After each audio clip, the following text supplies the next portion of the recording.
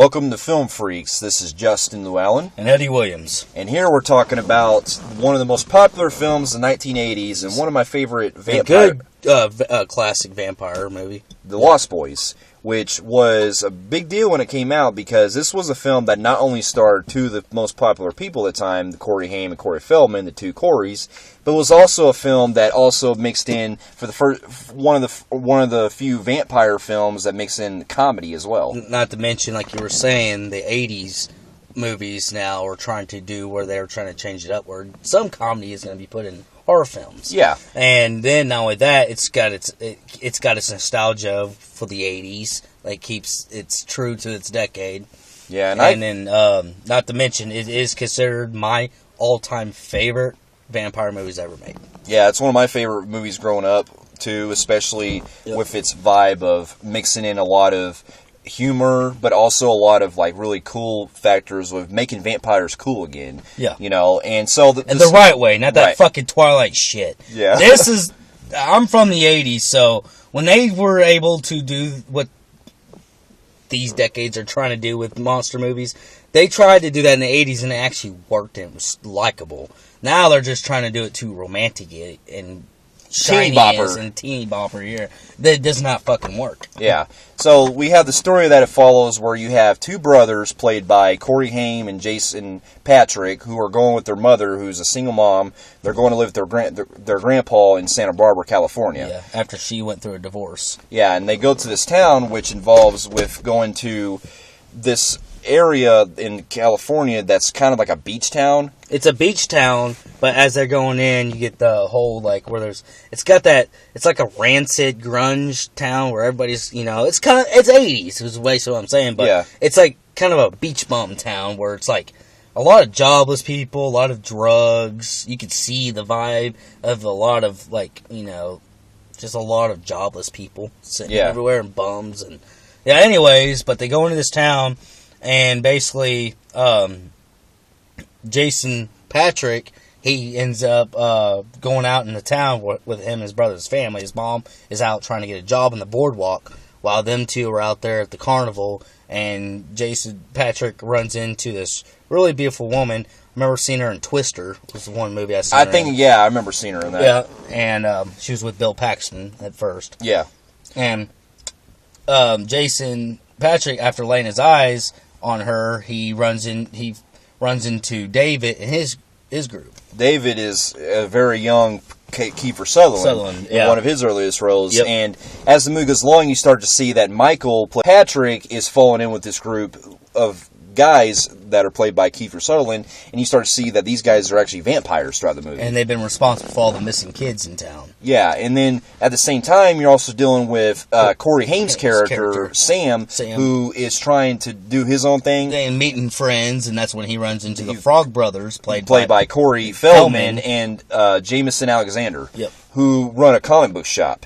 And which you kind of get confused, but really, technically, Corey Haim is actually a co-star instead of an actual star. Yeah. It's kind of weird because it's kind of confusing because you get them doing an exchange of their own storylines, but then you get a good piece of Haim's storyline, but then it's like even. It's like, who really is the main star in this movie? Yeah, I mean, it's mainly Jason Patrick, but they both pretty much have about the same screen time. Yeah. So as the movie goes along, you start to see that the Frog Brothers are actually vampire hunters because they've been trying to take down vampires as they run. And they're the only ones in town that know what's going on. Yeah.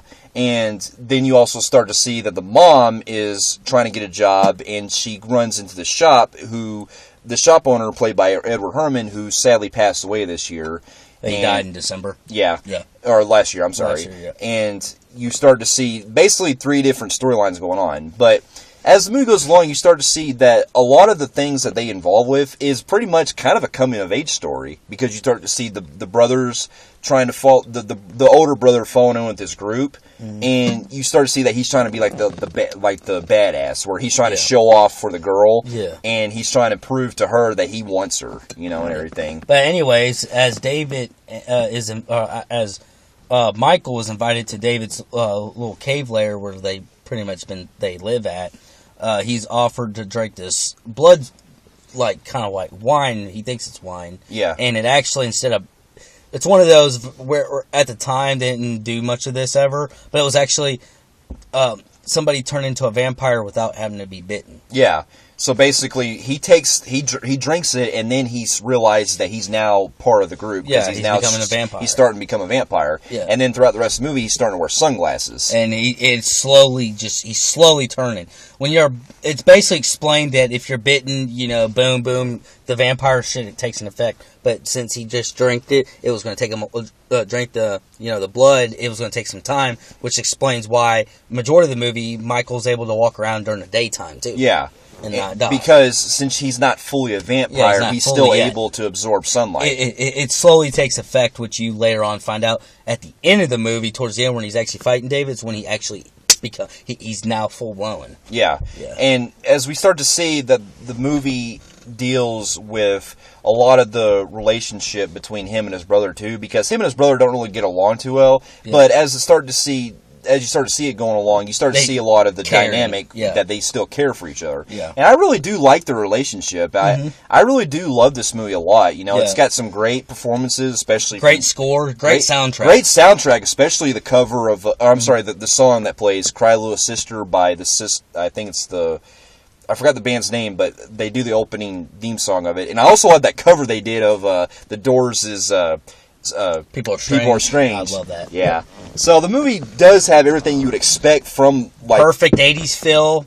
As far as a horror film, back in the day in the 80s when this is the first time they're actually experiencing it, actually, how we get today, we get like Twilight, Warm Bodies, stupid shit like that, where they're actually taking horror films and making them kind of good and likable. Well, they tempted this in the 80s, which majority of the movies actually worked. They're likable. They did it with that one where it was the one with the Frankenstein and the vampire, the Monster Squad or whatever. Yeah, it was. So they were able to do shit like that back in the 80s, and they were likable films, not like today's where you get Twilight and the fucking trash. And the Warm Bodies. It just people don't realize that they did this in the 80s too, and they're just trying to bring it back again, and they're not doing it so well this time. Well, for one, it helps that back then in the 80s, unlike we have today, we got to see a lot more gore, because this movie does have a lot of fucking brutality if it's gore. Yeah, if you catch a good, a certain version of it, the part where, they attack those beachgoers, you actually see blood getting splashed all over the fucking place, and you see one it's a quick shot, you gotta pay attention, but one of the groups, members of one of David's crew guys, ends up biting this one baldy in the fucking head, and you see the blood spraying out his brain and shit. So yeah, it does have a great deal of blood for what you don't think about it until you really sit there and really think that, damn, Lost Boys is actually can be really gory. Yeah, and it helps too, because the movie is trying to be a fun, great. And it's that's 80s what you know what's funny. For a sick, twisted mind, for a rated R film, and still bad, it's still parental content. It also feels still kind of like Goonies, where it could be a family thing too. It does, for some reason, because it has a lot of genuine comedy, but it has comedy for the adults too. Yeah, it does. Yeah, and the movie also has a great sense of style to it too. The vampires' looks they have; those are the kind of vampires' looks where they do great makeup effects and shit. And this is the one that they didn't. They didn't go with the whole monster look to them. They just did simple shit with. But the characters in this film were so likable. Kiefer Sutherland, I loved him as David. I did too. I think this is one of my favorite performances by him. And even this day, if you look at Kiefer Sutherland, he still looks like he hasn't aged since Lost Boys. Even though Feldman and Haim's known for their love comedies, for a great deal of twist for the Feldman Haim duel, the two Coreys. The two Coreys. This was probably one of their best movies. Yeah, it was one of the most iconic ones, too. This is that. I've seen License to Drive. I've seen the Once a Wish Upon a whatever that they did, a love one they did, that romantic comedy one they did. I've seen some other ones they've done, and I love License to Drive is probably my second favorite they did together. This one is my favorite they did. Yeah, and it's also cool seeing Corey Feldman do like a deep kind of voice that he uses throughout it, because it makes him look like a badass. Yeah. And I like the fact that they try to do all the different tropes throughout the movie, like how they're trying to have the they're trying to have the shop owner. They think that he's a vampire, so they do like this cool thing with the dinner scene. Being a dick. Yeah, the grandpa was pretty cool. For such a short shot he had in the film, he was pretty cool. Yeah. Yeah. But overall, I love the town. I love everything about it. I mean, this is one of those movies that I can't find any flaws at all. Yeah, I'm going to say the same thing. I'm going to give Lost Boys a 10 out of 10. Yeah, it is my all-time favorite vampire, and trust me, there's some really, really, really good vampire films, but something about this film, and it will always stick with me. It'll always follow me because it's my top 30 favorite films ever made. It's something I can't get enough of, and it is my all-time favorite vampire film. 10 out of 10. It's a 10 out of 10 for me too. And now, after this movie came out, we really got a massive break between movies because this was supposed to be a one and done film, right? Okay, now it is kind of hinted toward the end that possibly the main vampire, played by Kiefer Sutherland, didn't possibly die, because you notice that when he's on he didn't disintegrate because he was on the deer, but it didn't actually disintegrate him. Yeah. It was actually rumored, according to the writers years later, they actually wanted to bring Kiefer Sutherland back for a sequel that they had in mind, but unfortunately script changes came through and time passed. But they later did a comic book that came out that actually bridged the gap between this and the next movie, where it showed that David actually survived, and it led up to the events of the second movie. Mm-hmm. So now we get to a long gap between movies, where we have the next movie, which is called Lost Boys. Which, to me, to this point, was really an unnecessary sequel. Because really, this movie was really good for just original. It was. I didn't really think they would ever make another one, because it really felt like a one-and-done movie. Yeah, it didn't. Unfortunately, Feldman actually took over somehow and owns the movie, apparently. I think so. He might have probably gotten the hold of possibly the rights. I don't know if that's true. Because basically it's him doing these movies now. Yeah. So we get now to the 2000, I think it's 2007, I believe. 2007, I think so. 2000, I think, I don't know which year, but we get now to Lost Boys, The Tribe, which is the sequel, which involves basically bringing back Corey Feldman in the role as Edgar Frog, but now we get it to where the movie deals with two sets of characters, much like the first film, where they go to Santa Barbara again, and it's the same fucking plot. It's the same exact plot going again, with the connection of somebody relations with David. Yeah, because, apparently this film actually has an actor in the movie who is Kiefer Sutherland's half-brother. Mm-hmm. And basically he's playing the same type of character like David from the first one. And he has a crew with him. Yeah. Like the original. And the movie actually opened with a cool opening scene with Tom Savini in the opening, where he's like trying to fend them off at the beach and everything. Yeah. And you think that we're probably going to be led up to seeing him as the leader or something. But no, he fucking gets killed off in like a second. Mm-hmm. So basically, long story short, the second film really sucks. It really does suck. These actors in this film were really horrible. They were bad, especially the main guy. I thought that he was basically doing an impression. Not only that, did you notice that it felt like they did a lot of heartthrobbing? It did, especially the guy. Characters looking all good looking, especially the main guy, and also the guy who played Kiefer Sutherland's half brother. It's something that I would see out of Twilight if it was R-rated. Yeah. That's what it is. It's basically Twilight if it had gore. They're trying to capture the sexiness, and that's all they care about. Yeah.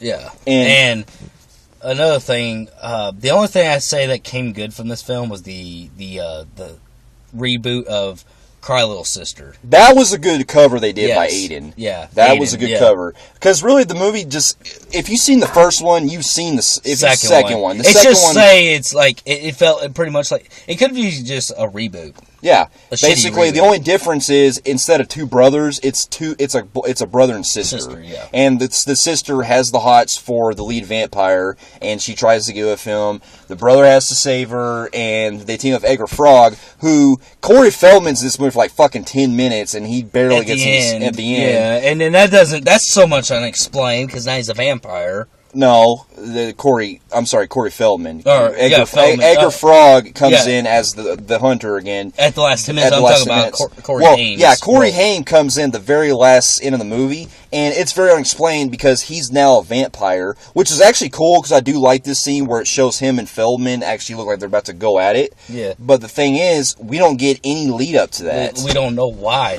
There was a happy ending in the first one. Yeah. So, overall, we don't really have much to say about this one, because this one was fucking terrible. This is along with, like, From Dusk Till Dawn 2, is one of the worst vampire movies sequels I've ever seen to a vampire movie. Yep, to a classic. Yeah. And I gotta agree with you on this one. I'm gonna tell you right now, man, I really can't find almost anything I like about this movie. I like Corey Feldman, but because he has very limited screen time... Oh, and not only that, couldn't they not bring back the other Frog Brother? His explanation. What was that about? The thing is, from what I've seen, is that they shot two endings for this movie. The second alternate ending actually showed, which is non-canon because of the third movie. Yeah. The second ending features where his brother's now a vampire. So they actually did shot an ending with Jameson Alexander, but unfortunately they cut it out because they wanted to use the Corey Haim one. Yeah. So, and then Corey Haim passes away, unfortunately. So they definitely couldn't do any other movie with him. Yeah. So, they don't even explain what happened to the fucking brother, because the only one that comes back is Corey Feldman. Yeah. So, other than Corey Feldman, this and the Tom Savini cameo at the beginning, this movie was fucking awful. Like, all the kills were poor. It was shot like an MTV movie, too. Yeah, it does. It has a very MTV. This is when I think their influences was based off of what MTV would eventually do with Scream and Teen Wolf and Vampire Diaries. And not that they own Vampire Diaries. I'm just saying that what we get now with these fucking type shits. Yeah. And that was kind of started the trend. Yeah, it was kind of like, it was like an MTV show that you would see like those. Yeah, that's what would eventually lead to MTV doing. But what's your score? I'm going to give it probably a 2 out of 10. Yeah. Only just those minor points because of Corey Feldman. I was thinking that too. I was saying 2 out of 10. So, yeah, I'm going to go 2 out of 10. This is one of those films, even if I tried to do a vampire thing, I have to skip this one. Because I really can't get into it. I don't even own this fucking movie on Blu-ray because it was so bad. Yeah, it was so bad. So, yeah, 2 out of 10. Like, eventually, if I put myself into being a collector, I might own it someday if I really wanted to. But for right now, I don't see myself owning it anytime soon. Yeah. But now, after this one, we got now the next one, which was called The Lost Boys, The Thirst, which is the third film. Yep. And this time they actually... I think it was 2010, I believe. I think it was 2010. Okay, yeah. So this one we have Corey Feldman coming back, along with Jameson Alexander as the brothers, which... And they wanted to bring Corey Haim back, but unfortunately after his passing, he died. Yeah. So, in the film, we now have it to where the Frog Brothers are actually doing vampire missions. Yeah. We see now that... Which, interesting, because I think before Haim died is when they were getting ready to do it, and Haim was going to be on board. I think he was supposed to be like a major villain. He was. I think that's what it set up with the end of the second film. The end of the second film set it up where Feldman was going to go after Haim like on a one-on-one, and it's basically the third movie sets up where he's the main villain. The thing is after they did the third, before they were writing the script, keep in mind that they started thinking about making this movie 2 years before Haim even was going to die. The thing is him and Haim had a lot of personal issues with the drugs. If you've ever watched the two Coreys from MTV, they did that reality show. I remember that. And they got in this big fist fight on that show, and then their friendship ended for a while. And it had to do with Haim's drug usage. Yeah, I remember that. And therefore, the movie could have been done, but by the time that they became best friends again, Haim lost his life. He died. Yeah, so now we get it to where the movie sets up that the Frog Brothers are working for the government. They're actually doing a mission for the government to track down these vampires, and we see that the one of the brothers, Alan Frog, played by James Alexander, actually gets bit by a vampire. So now the rest of the film focuses on Edgar. So actually, to be honest, this film actually wasn't that bad for a sequel to The Lost Boys. Yeah, it wasn't that bad. 'Cause I mean, if I had my own opinion, I still think that it should have just been a one-done movie.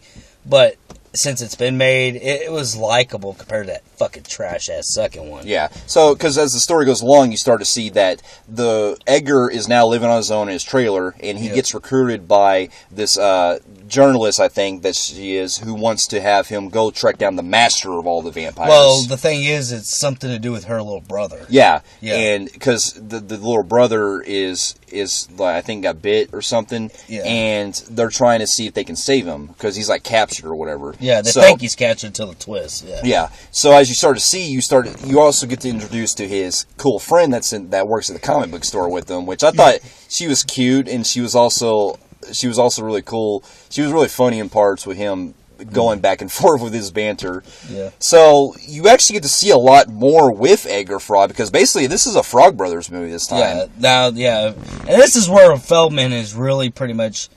It's basically where he's like behind the scenes. This is his movie. Yeah. He pretty much owns the rights to Lost Boys. I think so. So as you start to see, you see a lot more of what the vampires can do this time, because they're using this drug that can actually turn them into vampires and shit, because they have like these rave parties that go on. Yeah, it was like a ravey type movie too. It was like real. It was still kind of remind me of an MTV movie, but I guess it didn't bother me too much with this one compared to the second one. Well, because for one, this one did a different story this time. It wasn't just copied for beat from the first one. Yeah, but that was also another thing that feels it really out of reach, because like you go from just Santa Barbara to now it's a worldwide problem. Right, which is cool, because I like that they took more of a risk this time. The only thing that I would bitch about is probably like, there's no backstory to how it got worldwide, why it spread it. True, but I at least appreciate that they did something more different. But I do appreciate them doing different than staying the same thing. Yeah. It's kind of hard. It's like it's like a love-hate. Like, I like that they did that different approach, but then I hate that it led to something where we don't get a lot of backstory to why it led to this. We just get years later. Yeah. But anyway, I like the way that it goes along, because when you start to see that they come across these vampires actually do something I haven't seen before. Like, remember that part where that one dude is actually going hand to hand with the fucking vampire, and he gets his ass kicked? Yeah. So I do like these vampires. They are a lot more of the same, like you would expect from them to do, but when shit goes down, when Corey Feldman is kicking ass as Edgar Frog, it really, it is very likable. So, not really a lot to talk about with this one, other than it's cool seeing the Frog Brothers get their own movie with this. Yeah. And I do like that they at least took I like that twist ending with the little boy. Yeah, there's a twist ending, which, if you've seen the movie, spoiler alert, but the movie has a twist ending where it turns out that the little brother was actually the head of the vampires. The head Dracula, like, closest relative to Dracula, or some shit like that. And he's the boy that they were supposed to save and think he's a victim and he's kidnapped, and yet he's actually the main guy. Yeah, and then we get to hear that badass song again by Aiden from the second one, which was the only really good thing from the second movie. Yeah. Cry, little sister. And then you get to see Edgar and Alan team up to take him down. Yep. So overall, I do like this one. I actually own it on Blu-ray. It's actually I own it on I had a bootleg copy. But I liked it. I kept it. It's not like the second one where I actually threw it away. I mean, it's got quite its moments. I mean, there are some things I guess I didn't really like. Well, I guess one of the things that, like, few things like the explanation, I also did kind of feel like you could tell it's a straight shot to video. Yeah, it was kind of shot poorly in some parts, but like I do like the cinematography does look like a very direct-to-video feel, like you would expect. But the way the gore is handled and the way that, it's very fast-paced, it really didn't bother me too much. Yeah, it was still likable. Like, I could watch that at least. The second one I can't watch on a vampire marathon. I'm sorry. But this one, I can do away with this one. I still, in my opinion, I think that the first one was such a cult classic that it should have ended with the first one. But yeah. But overall, I give this one probably a 6.5 out of 10. It's decent. Like, it's nowhere near as good as the first one, of course, but it still at least is something that I would expect them to do a sequel to The Lost Boys for. I'm going to go with 6 out of 10. Fair enough. Yeah. Now, we are aware that apparently news broke out this year. Actually, I think it was a couple years ago, I think. And to this day, they have talk about possibly doing it. They're going to, next year, they're releasing a TV series of The Lost Boys, which I'm really cautious about because I'm really worried they're going to fucking ruin it because it's going to be on the CW network. CW, yeah. I don't understand why these shows from horror films want to go on CW. Because, first of all, these shows have to be watered down for that network. That's what I'm saying. Because that network's for kids. It's a family network. That's what I'm saying. I can understand if you put it on something like AMC, HBO, or something that can at least show more variety. Yeah. But CW... I mean, I don't think there's been ever a show on there that shows gore. Well, unfortunately, there was actually, before the TV series thing, last year there was rumored there was supposed to be a Lost Boys 4. Yeah, there was supposed to be that. They were talking about if they would have continued, they wanted...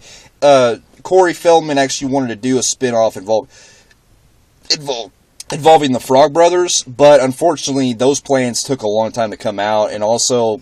they couldn't get around to it, so they scrapped that idea. Not only that, Feldman kind of fell out of the entertainment business for a while. Yeah, and so now they have it to where they're trying to get this TV series going, which I'll probably watch just out of curiosity, but I'm not really looking forward to it because much like I heard about Scream, the TV series, it just... You can pretty much predict these things, or these shows are gonna fucking suck. Lethal Weapon, Shooter... that Limitless, all these movies becoming fucking TV shows are common sense, and I've been right before I can even, go see them. I guarantee that show sucks. Well, they don't last long. I mean, I'm sure they might find its appeal with some audiences that probably never watched the movies, or at least they might. Well, the ones who appealed to is the millennials. Right, but I'm saying like if they're like doing their own story that's kind of like expanded upon it, I can understand like. But it seems like with the Lost Boys, though... Well, because with the story... I named 7 shows so far from movies that are turned to shows, right? Right. 3 of them has already been kicked off the network. They were that bad. Well, one of them has. Rush Hour. Well, the other one, too. Limitless. Yeah, that too. That got kicked off. And then another one got kicked off recently. So that's like 3 left, 4 left. I know. I don't understand. People don't understand. These shows are not going to be... Ash is only making it because they stick to the nostalgia to it, and it's a fucking likable. I love it. And hint, we'll be talking about that in our next one. Yep. But anyway, overall, I would say that the first one I do love. It's one of my all-time favorite movies. Yeah. The third one is decent, not as bad as the second one. The second one, I could skip that one. Skip that one. That fucking movie was just beyond fucking trash. Yeah, but what did you guys think of the Lost Boys movies? Comment below on what you guys thought, and if you guys like what you see here, you can check out more of our audio retrospectives on SoundCloud and on YouTube, and we'll be having our discussion of the Evil Dead movies coming up here next. We'll see you guys later.